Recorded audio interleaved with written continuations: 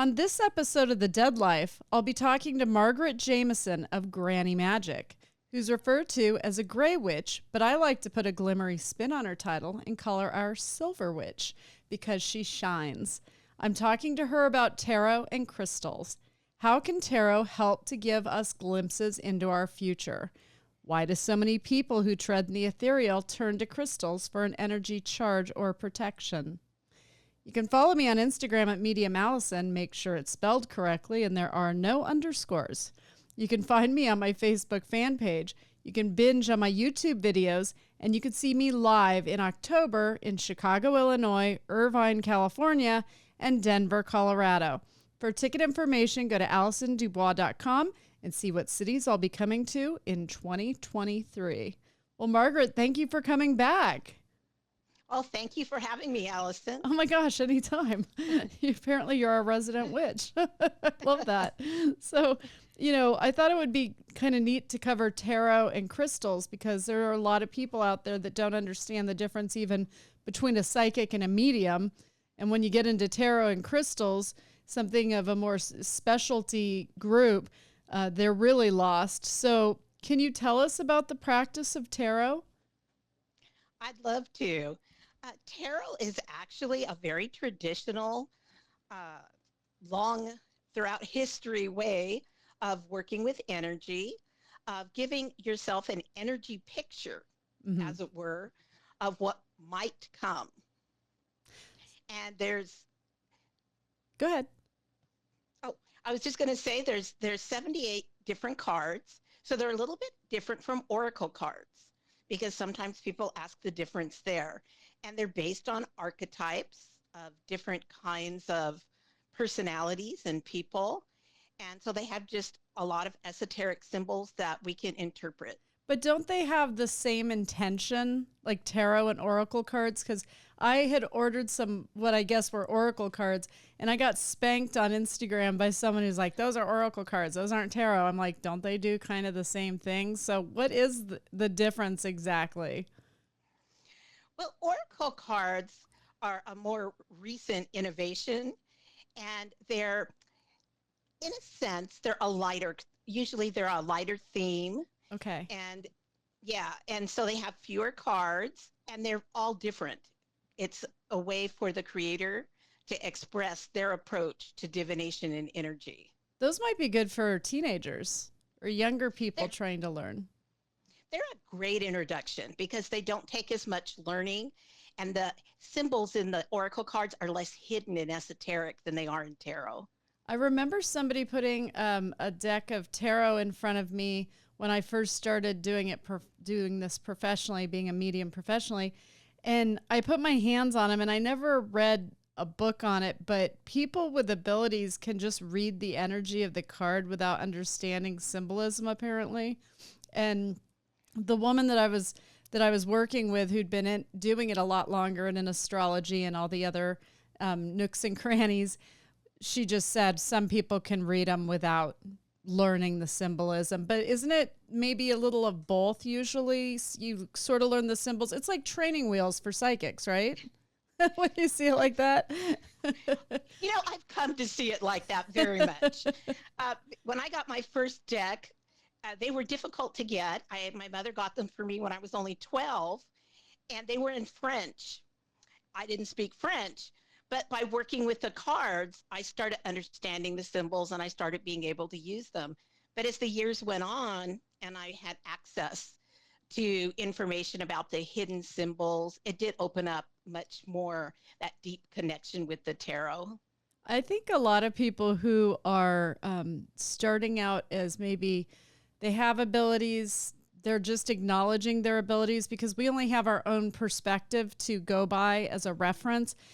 A lot of people think they don't have them because they just know who's calling or who's at the door without seeing them. And that actually is being psychic.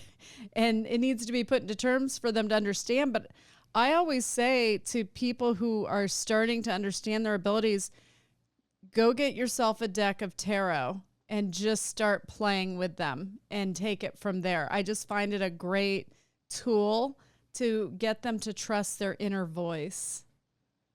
And the one great thing about tarot is if you do it regularly and you keep a journal, you really start to see the patterns. Okay. And that you're understanding the language.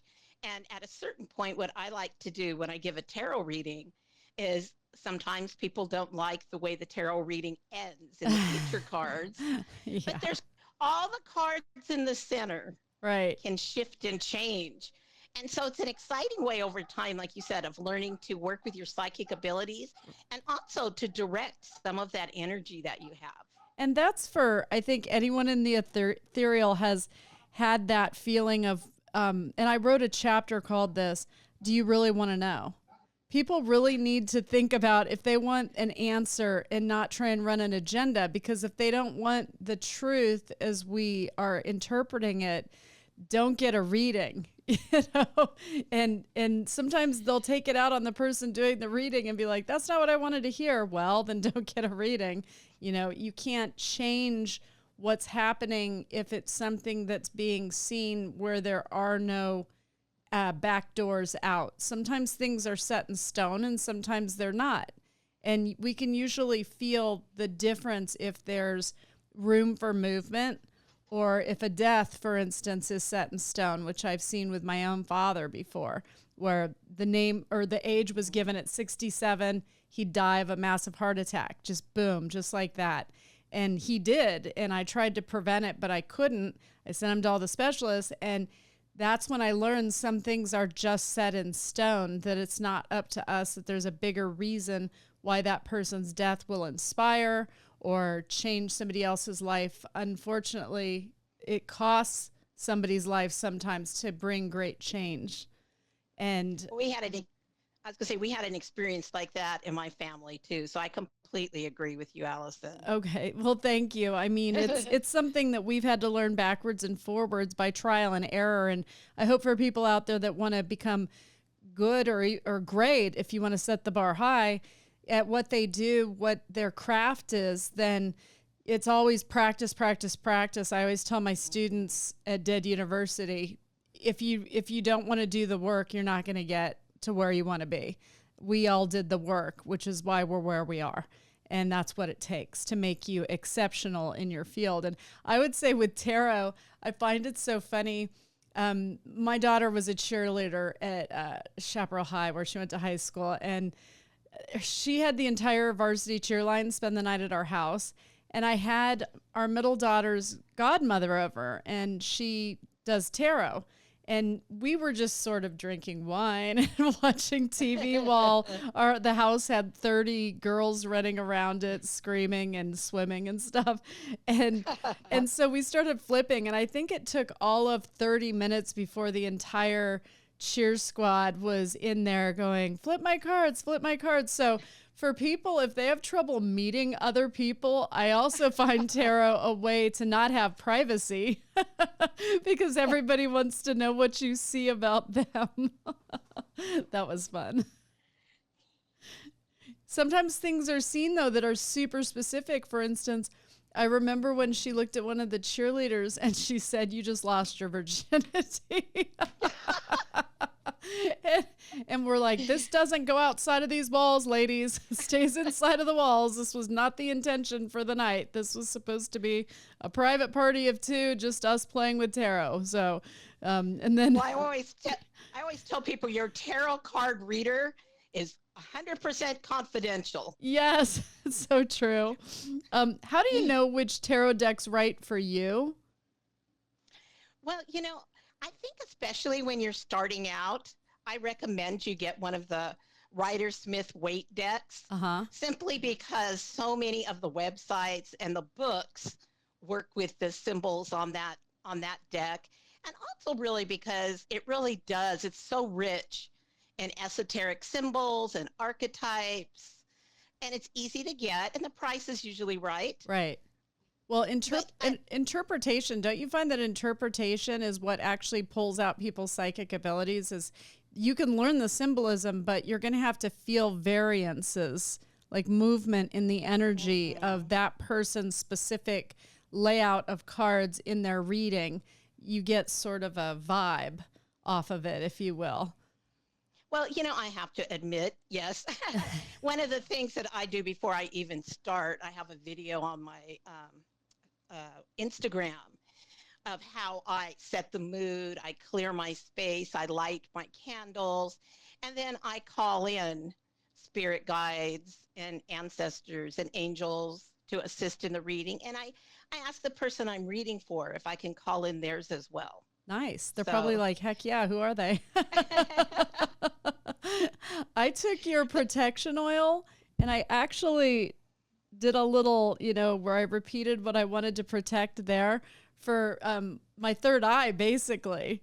It was just sort of a massage of just saying, please, Spirit. It works. It does work. Spiritually protect me from all the readings I'm doing. So it was very helpful. So I love your oils as well. People have to check those out. Thank you. You're welcome. You've got so many great resources. I just had my Scottsdale event last weekend, and I had a woman stand up, and she's local, and she was asking about her house. It was there was activity, and I said, well, normally it's going to be, if it's not a historical land, then it's going to be somebody connected to you. Generally, that's what it will be, or somebody that feels drawn to your son because you remind them of their son, or drawn to you because they miss their mother, and that happens. But I got an all over positive vibe. I said to her, if you want to absolutely spirit bomb the house, go get the dragon's blood sage, that you have on your website. And I explained that it was just a resin, that no dragons died in the making of this product and all that. And she looked at me and she said, I already have it. So she heard our podcast. Yeah. I thought that was great. I was so impressed with her that she had already gone to that level. So I think she has a little bit of witch in her. So there are many spiritual tools out there. What are some of your favorites? Well, I love crystals. You mentioned the crystals. Yes. And they kind of come together with the tarot, because in the last few years, I've started also working with pendulums. Mm-hmm. And so I've kind of combined that with the tarot as well. And you get that energy from the crystal. So the pendulums, I've seen people use that practice a lot, trying to figure out the gender of a baby, for instance. Really? Yes. On which way it'll swing. It has to do with if it's female or male. And how does the pendulum, this is not something I'm as familiar with, exactly work? Is the spirit on the other side knocking it in a direction to communicate with you? Or is it the vibration of your hand and the energy running through you that would affect the pendulum? I think that it's the energy that runs through you, because it's our psychic energy. Sure. And these are the tools. And so I think it does come through us. And each pendulum, you learn to work with it. It has its own ways of spinning and moving, right, how you interact with it. So I kind of recommend that as a starting point for a lot of people who haven't worked at all with psychic energy. Right. Because it's almost like you have, this is not probably the right way to say it, but like a little pet. It's something you develop a little relationship with, right, and you start to understand its language, and it understands yours, and it's a nice starting point. But it helps you learn your energy, and it does connect you. I know I've had connections to spirits through the pendulum. And if you have a teenager, give them that instead of a Ouija board. It'll get them off your back. And it's safer than the Ouija boards are. You don't want a portal letting a bunch of spirits through if they have no borders and boundaries in the living in the household. That can be a little messy. We'll just say messy. Slumber party. I know, right? I mean, every horror film has a scene along those lines. I even did it when I was a teenager, but I was so incredibly kinetic that when the light bulbs were popping around us and stuff, my friends actually knew it was just me. I was like, sorry. It's just like I drain batteries and pop light bulbs. And teenagers are especially kinetic. So I think that would be interesting to give them a pendulum and see how that works for them. I think teenagers that have an ability and they don't know what to do with it, tarot, the pendulum, all can be really positive tools to help them to draw out their own abilities, and also to connect them with the right groups of people that understand where they come from and how they feel. I think that's really true because I'm so grateful. My mom knew I have this erratic energy and she gave me the tarot cards. Yeah. And now they're like a second language to me. Mm-hmm. So you'll keep that deck forever that she gave you? Yes, but I don't use it anymore. I've gone to a standard Rider Waite with English. Do you find that sometimes your clients just like the presentation of tarot cards, not that you need it to do a reading, but they just like the process of it, they just want to be a part of it, or are they kind of okay with however you want to bring through the information? I think they really like the tarot cards. I think there is a process to it. And then at the end, we always have a discussion and other things kind of come out. And then sometimes I'll take the pendulum and then we'll talk some more. But it's a great way to break into the relationship and to move forward. And they're more comfortable, because we talk about the past first, then we talk about things happening now. And so I think it's an easy way for them, an introduction.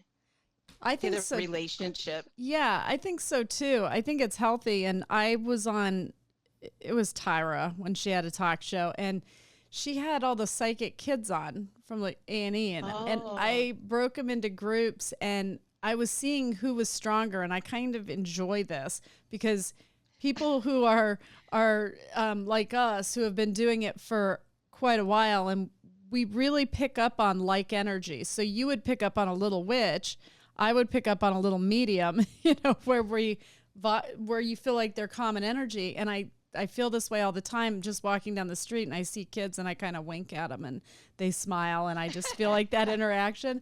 But I broke them up in groups, and I worked with this one girl because it took 10 minutes to take this huge group and break it down to one person who was just stronger than the rest. And this was 12 years ago, something like that. And so she's grown now. It was just interesting to see how quickly you can pluck the best in a group out that has abilities. But at the time, I just remember thinking, I'm showing her how to read people and how to interpret numbers connected to certain people and why that would correlate. For instance, the woman, I said, do you see anything connected to her? And she said, I see the number 3. And I said, being a woman, that's probably how many kids she has. Ask her if she has 3 children. So she asked the woman if she had 3 children, and she did have 3 children, but she didn't know how to interpret it that way as a child. Yes. And I was working with her on that, but there were no real tools unless you had it coming from within the family. And what I really love about your site, grannymagick.com, Magick.com, is that it gives tools. It makes them available to all who want to learn. And this is so important for teenagers and even tweens to have resources that aren't dark, that won't mislead them. The intention of the products is to heal and help and guide. I think that's the intention of your products. That's what I've seen. So I'm really happy that you exist. Things have come a long way spiritually since Medium first came out, and I'm just really glad that you're there for all of the younger generations that are going to need you for all of your product. So when we're talking about crystals, and this is a question I had because I'm married to Joe, and obviously I weave in his science brain sometimes. Do you know when in history, who determined what the energy of crystals are? Like, who figured it out? Was there a group of people? Was it American Indians or was it Egyptians? Like, who started this practice? Well, it's it was very independent. It wasn't like you could go down to the crystal store and say, oh, I need a tiger's eye. Right. People worked first with the crystals and the stones they found in their area. So it's interesting that now we have all these resources. But like, for example, I did a little class for my granddaughters on the history of crystals. Nice. And why is amethyst called amethyst? What's the history behind that? And we found out it came from the Greeks. And then we found out there was a story, of course, with a legend, and why it was discovered that this energy was calming. Why did it psychically connect people. Right. And there were written experiences at that time regarding amethyst. But the different stones come from different places. And I really believe if you pick a crystal up and you don't feel it, that's not the crystal for you. Right. Because I think it's very intuitive, and so that's why when people come and they shop for crystals, I'll make suggestions of 3 or 4 different crystals, and I'll let them hold those different crystals. And this one feels, and they sense for some reason the vibration of that crystal in that way. Right. And then people are kind of confused because sometimes crystals can be used for more than one thing. Mm-hmm. And when they start, they feel aggravated. I was told that it was for this. Someone else said it was for this. Well, which does it do? And they don't understand that it's a vibrational energy at a certain level. But those are the people that are stuck in their heads, and until they get out of their heads, you're not going to be able to make any sense of their inner voice because they're overruling it with their mind. And that's probably the biggest hang up I see people have. They don't understand what it is to 100% trust your inner voice and to shut out your head. They want a flashcard. The crystal is for this. For example, rose quartz, my youngest granddaughter, who's very sensitive. Mm-hmm. I think she's the witch in the family. She just loves rose quartz. And there's rough rose quartz, tumbled rose quartz, and then she'll see one that looks a little different, and she'll hold it. And this one is a little bit different. And her mom said, don't give her that. She has a whole stash of rose quartz at home. And she said, but Mom, each one is different. And, that's a whole different level that you can get there. So I think it's interesting, too, because you said they have different meanings or uses. And I remember when I started doing this professionally, I went into a jewelry store and I saw this very odd stone in a necklace. And I just had to have it. And it's actually the first thing I bought with all of the money that I made from the readings I did at the time. And it was a watermelon tourmaline.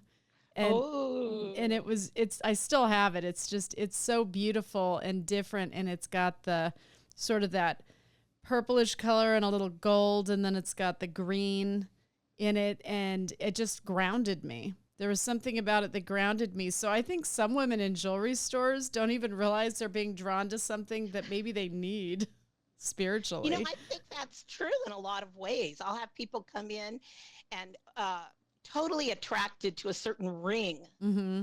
And then after the fact, they want to know, what does it do? Right. That's the way people sort of ask it.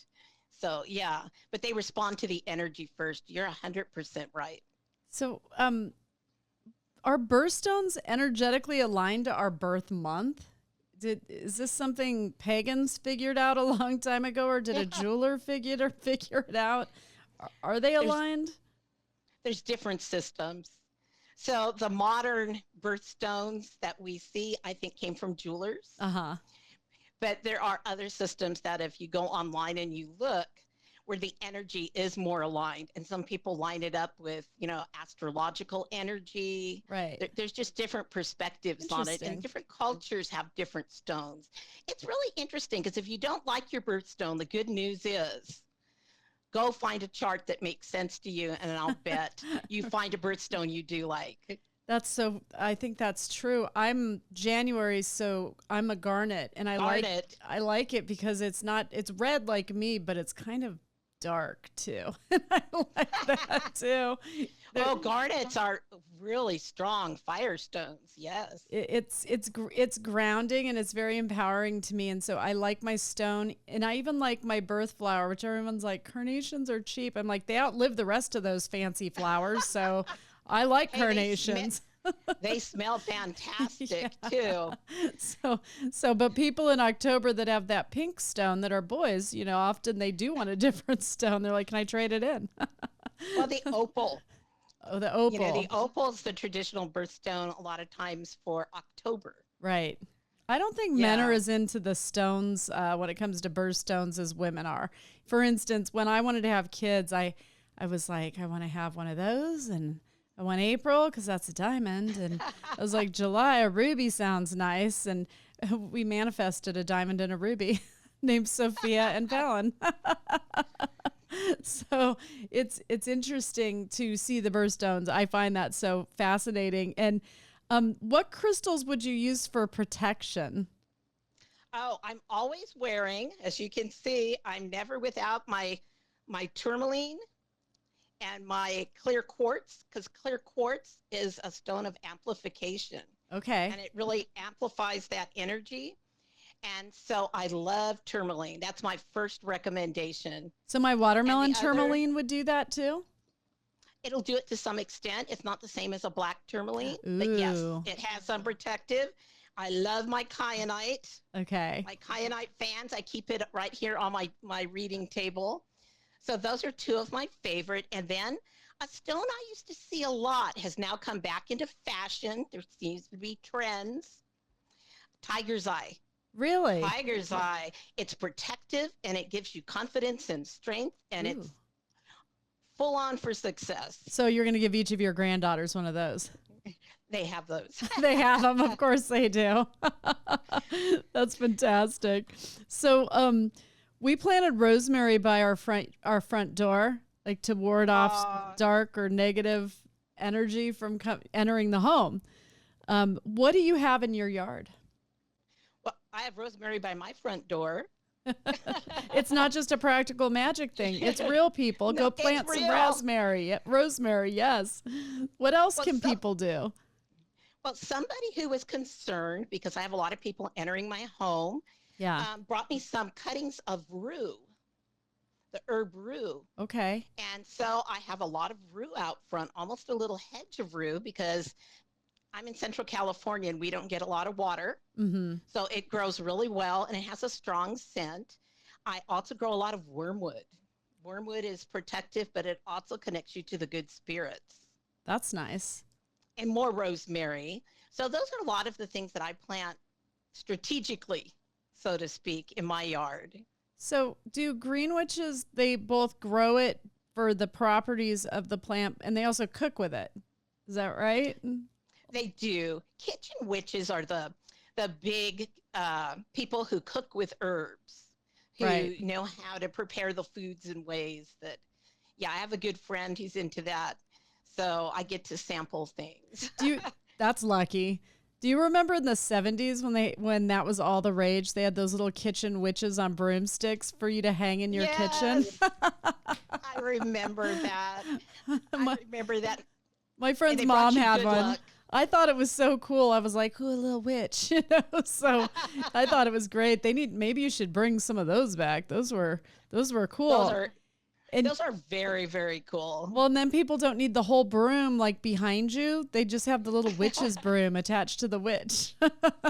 Well, people have been asking me, I make these little brooms to hang in the kitchen, like hearth brooms and altar brooms. Yes.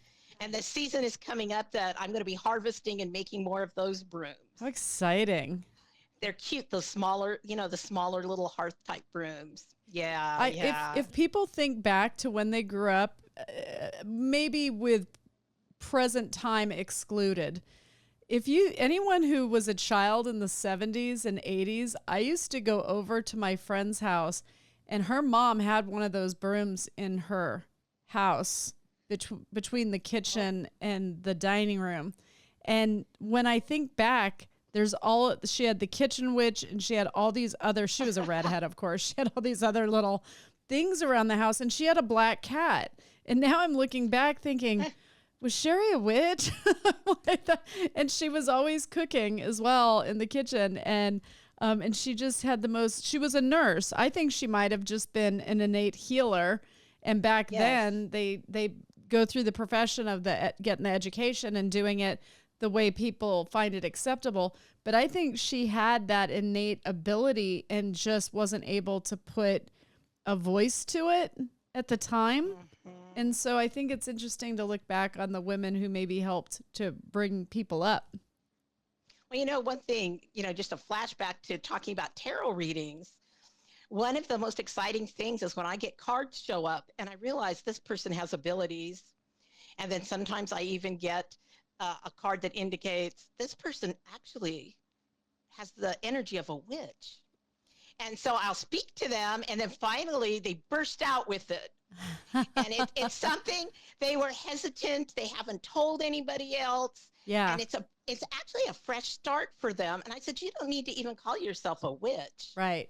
You know, you don't have to, but why don't you start working with these things? And then they get very excited because repressing that, you know, holds back a lot of your energy and creativity in life. Right. So, and it empowers a lot of people, I've noticed as well. And I want laymen out there who maybe don't practice in the ethereal or are just watching this out of curiosity or wanting to learn something new.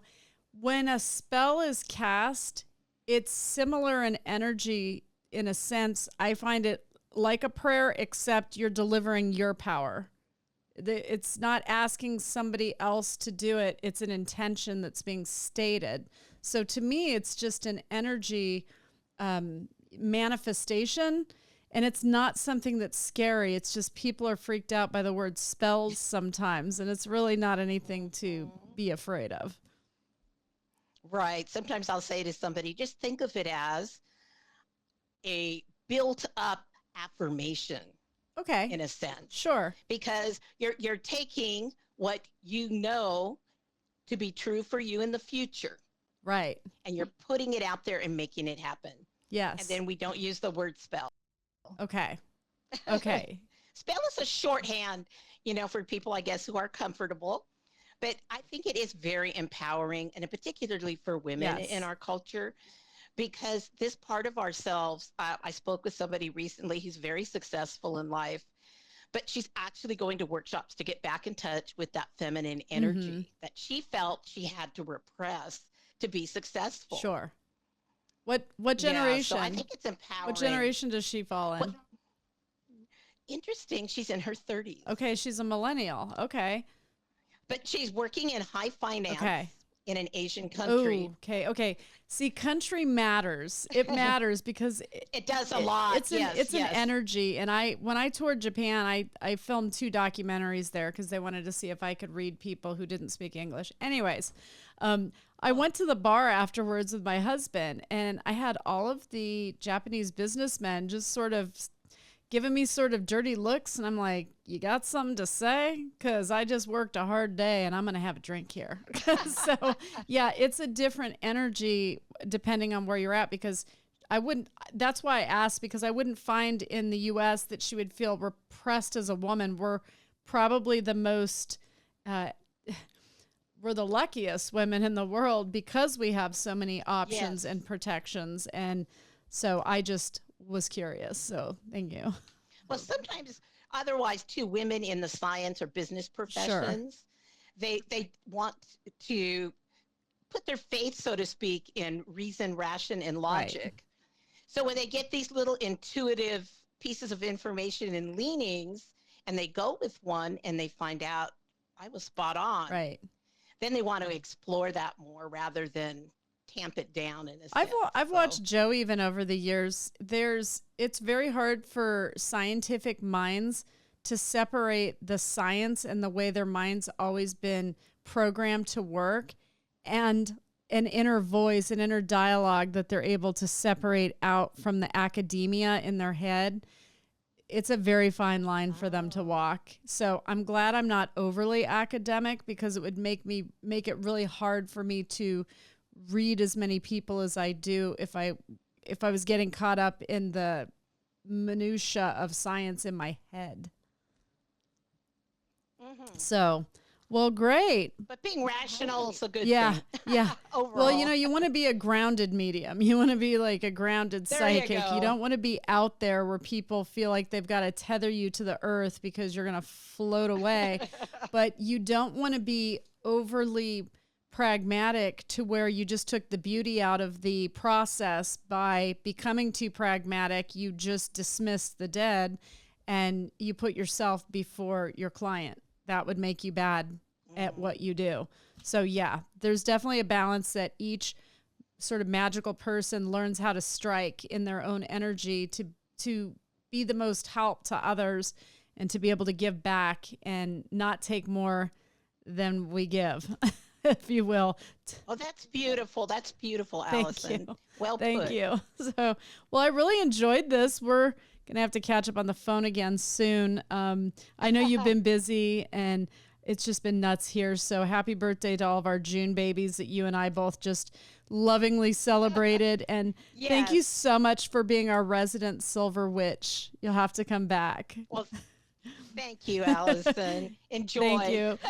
Go to Granny Magick, GRANNYMAGICK.com to see what kind of products Margaret carries and pick up your sage and sweetgrass for clearing energy, especially if someone with bad or sick, especially if they had terminal energy, used to reside in that house. So thanks for tuning in. I'm Allison Dubois. Listen to me next week for a brand new episode. And to all of my believers out there, don't stop believing.